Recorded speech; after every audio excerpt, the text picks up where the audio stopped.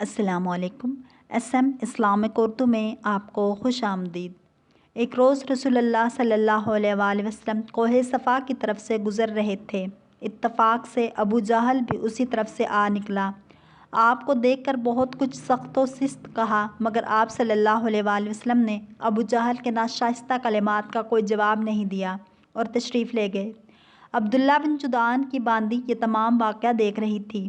اتنے ہی میں حضرت حمزہ رضی اللہ تعالیٰ عنہ شکار سے اپنا تیر کمان لیے ہوئے واپس آئے۔ عبداللہ بن جدعان کی باندی نے حضرت حمزہ رضی اللہ تعالیٰ عنہ کو دیکھ کر کہا، اے ابو عمارہ، کاش تم اس وقت موجود ہوتے جب ابو جہل تمہارے بھتیجے کو نہایت سخت اور نازیبا کلمات کہہ رہا تھا۔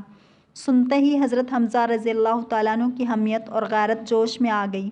وہیں سے ابو جہل کی تلاش میں روانہ ہوئے۔ حضرت حمزہ رضی اللہ تعالیٰ عنہ کا یہ معمول تھا کہ جب شکار سے واپس آتے تو سب سے پہلے حرم میں حاضر ہوتے۔ اسی معمول کے مطابق حرم میں پہنچے۔ دیکھتے کیا ہیں کہ ابو جہل قریش کے ایک جماعت میں بیٹھا ہوا ہے۔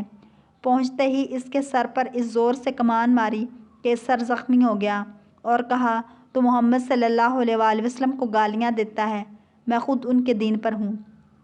بعض حاضرین مجلس نے چاہا کہ ابو جہل کی حمایت کے لیے کھڑے ہوں، لیکن ابو جہل نے خود ہی سب کو روک دیا اور کہا، آج میں نے ان کے بھتیجے کو بہت سخت و سست کہا ہے، حمزہ کو ان کے حال پر چھوڑ دو۔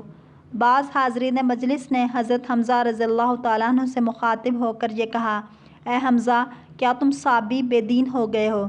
حضرت حمزہ رضی اللہ تعالیٰ عنہ نے فرمایا، مجھ پر رسول اللہ صلی اللہ علیہ وآلہ وسلم کی حقانیت اور صداقت خوب منکشف ہو گئی ہے۔ میں گواہی دیتا ہوں کہ آپ اللہ کے رسول ہیں اور جو آپ فرماتے ہیں وہ سراسر حق ہے۔ میں کبھی اس سے باز نہ آؤں گا۔ تم سے جو ہو سکتا ہے کر لو۔ حضرت حمزہ رضی اللہ تعالیٰ عنہ یہ کہہ کر گھر واپس آئے۔ شیطان نے وسوسہ ڈالا کہ اے حمزہ، تم قریش کے سردار ہو، تم نے اس صحابی کا کیسے اتباع کیا اور اپنے آباء و اجداد کا دین کیوں چھوڑ دیا؟ اس سے مر جانا بہتر ہے۔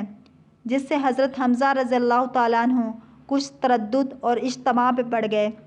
حضرت حمزہ رضی اللہ تعالیٰ عنہ فرماتے ہیں کہ تمام شب اسی بے چینی اور اضطراب میں گزری، ایک لمحہ کے لیے بھی آنکھ نہ لگی۔ جب کسی طرح یہ اضطراب اور بے چینی رفع نہ ہوئی تو حرم میں حاضر ہوا اور نہایت تضرع اور زاری سے دعا مانگی، اے اللہ، میرا سینہ حق کے لیے کھول دے، اس شک اور تردد کو دور فرما۔ دعا ابھی ختم نہ کرنے پایا تھا، یکلخت تمام خیالات باطلہ میرے قلب سے صاف ہو گئے اور دل اذعان اور ایقان سے لبریز ہو گیا۔ صبح ہوتے ہی حضرت صلی اللہ علیہ وآلہ وسلم کی خدمت بابرکت میں حاضر ہوا اور تمام واقعہ عرض کیا۔ آپ نے میری استقامت اور اسلام پر قائم اور ثابت رہنے کی دعا فرمائی۔ مستدرک حاکم میں ہے کہ حضرت حمزہ رضی اللہ تعالیٰ عنہ جب آپ کی خدمت میں حاضر ہوئے تو یہ کہا، میں گواہی دیتا ہوں کہ تحقیق آپ یقیناً سچے نبی ہیں، تصدیق کرنے والے اور پہچاننے والے کی ہی گواہی دیتا ہوں۔ اے میرے بھتیجے، آپ اپنے دین کو علی الاعلان ظاہر فرمائیے۔ خدا کی قسم، مجھ کو دنیا و مافیہ بھی ملے تب بھی آپ کا دین چھوڑ کر آبائی دین اختیار نہ کروں گا۔ اور شعر پڑھے جن کا ترجمہ یہ ہے، اور میں نے خدا کی حمد و ثنا کی جبکہ اس نے میرے دل کو اسلام اور دین ابراہیمی کے قبول کرنے کی توفیق دی، اس دین کی توفیق دی جو ایسے پروردگار کی طرف سے آیا ہے جو کہ بندوں کے حال سے باخبر اور ان پر مہربان ہے۔ جب اس کا پیام ہم پر پڑھے جاتے ہیں تو کامل العقل انسان کے آنسو بہنے لگتے ہیں۔ وہ خدا کے پیام جن کو احمد مجتبیٰ صلی اللہ علیہ وآلہ وسلم لوگوں کی ہدایت کے لیے لے کر آئے ہیں، جو صاف صاف اور واضح آیتیں ہیں، اور احمد مجتبیٰ صلی اللہ علیہ وآلہ وسلم خدا کے برگزیدہ ہم میں واجب الاطاعت ہیں۔ جو حق وہ لے کر آئے ہیں اس کو درست کلامی سے نہ چھپاؤ۔ خدا کی قسم، جب تک ہم تلوار سے فیصلہ نہ کر لیں اس وقت تک محمد صلی اللہ علیہ وآلہ وسلم کو ہرگز لوگوں کے حوالے نہ کریں گے۔ حضرت حمزہ کے اسلام لانے سے قریش سمجھ گئے کہ آپ کو ایذا اور تکلیف دینا کوئی آسان نہیں ہے۔